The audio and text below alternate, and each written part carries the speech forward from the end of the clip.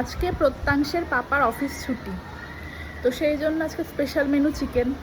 শুধু আমাদের নয়, আমার বেবিরও চিকেন হয়েছে। ওর বাবা যত্ন সহকারে চিকেনটাকে গ্রেট করে তার সাথে স্যুপ টাইপের বানানোর জন্য আমাকে হেল্প করে দিয়েছে। বেসিক্যালি ওই করেছে, কিন্তু বাচ্চাদের তো জানোই যে 4-5 চামচ মতো খাওয়ার পরে বাচ্চারা খুব একটা খেতে চায় না। ডক্টর যদিও বলেছেন যে দ্যাটস এনাফ, বাচ্চা যদি 2 চামচও খায় তাকে আর জোর করবে না, কিন্তু যতই হোক মা বাবা, সেই জন্য একটা মনটা খারাপ করে যে বাচ্চা পুরোটা খেলো না, আদৌ সে পুষ্টি পাচ্ছে তো।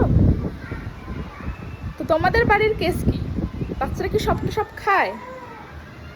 আমার বাচ্চা যে সব খায় না সেটা নয়, কিছু কিছু জিনিস ও কিন্তু খেয়ে নেয়, খুব ভালো ছেলের মতো খেয়ে নেয়, কিন্তু যখন খায় না তখনই মনে হয় যে ওটা খেলো না, কি ব্যাপার।